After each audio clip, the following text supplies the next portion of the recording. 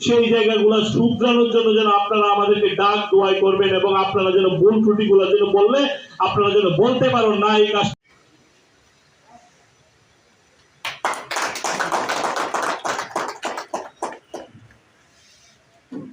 আমি আমন্ত্রণ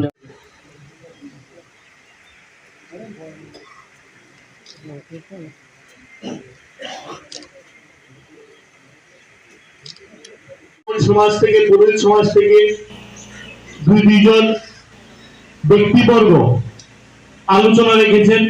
আমাদের সিনিয়র ব্যক্তিত্ব আমাদের গরিবমদা অনেক বিষয় খুব সুন্দর উপস্থাপনা করেছেন আপনাদের সামনে, যে আমাদের এই সমাজের গুরুত্ব, এই সমাজের ব্যবস্থাপনা নিয়ে সমস্ত বিষয় নিয়ে আলোচনা করেছেন।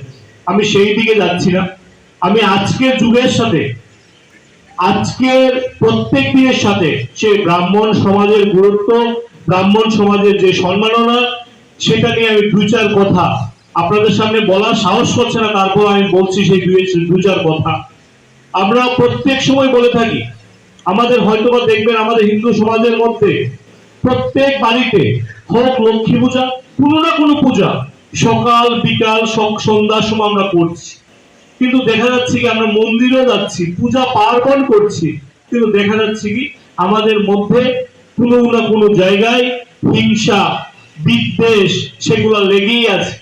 কিন্তু আমরা কি করছি, সকালবেলা গিয়ে পুজো দিচ্ছি, দুপুরবেলা গিয়ে পুজো দিচ্ছি, সন্ধ্যায় পুজো দিচ্ছি, এই ঠাকুর বাড়িতে যাচ্ছি, সেই ঠাকুর বাড়িতে যাচ্ছি, কিন্তু দেখা যাচ্ছে কি আমাদের মধ্যে সেই বিদ্বেষ সেই হিংসা সেটা কিন্তু আমাদের থেকে কখনো দূরে যাচ্ছে না।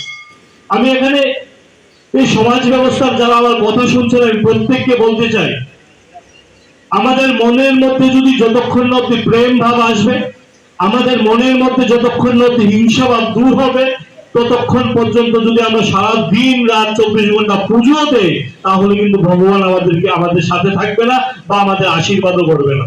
সেটা আমার বিশ্বাস, হয়তোবা সেটাই গীতাতে লেখা আছে আমার মনে হয়। এবং আমি এই এলাকার যারা পুরোহিতগণ ব্রাহ্মণগণ যারা আছে, যাদের সম্মাননার ব্যবস্থা করছে, আমি প্রত্যেকের মাধ্যমে বলতে চাই, আজকের যুগের সাথে আজকে থেকে যখন আমরা ছোটবেলা থেকে যখন আমরা পড়াশোনা করতাম, তখন আমরা বলতাম কি যে যদি মিথ্যা কথা বলি তখন নাকি পাপ হয়, কিন্তু আজকের দিনে দেখা যাচ্ছে কি আর সত্য কথা না বললে পাপ হয়, মানে যেটা মিথ্যা কথা বললে পাপ হয়, কিন্তু আজকের দিনে দেখা যাচ্ছে কি মিথ্যার পর মিথ্যা, মিথ্যার পর মিথ্যা, সেটাই চলছে। তো আমি আজকের যারা এখানে গুরুজনরা যারা আছেন, আপনারা প্রত্যেকটা বাড়ির সাথে আপনাদের সম্পর্ক আছে। এই এলাকার মধ্যে যত হিন্দু সমাজের যত বাড়িঘর আছে, প্রত্যেকটা বাড়িঘরের সাথে আপনাদের সম্পর্ক কিন্তু নিবিড় সম্পর্ক।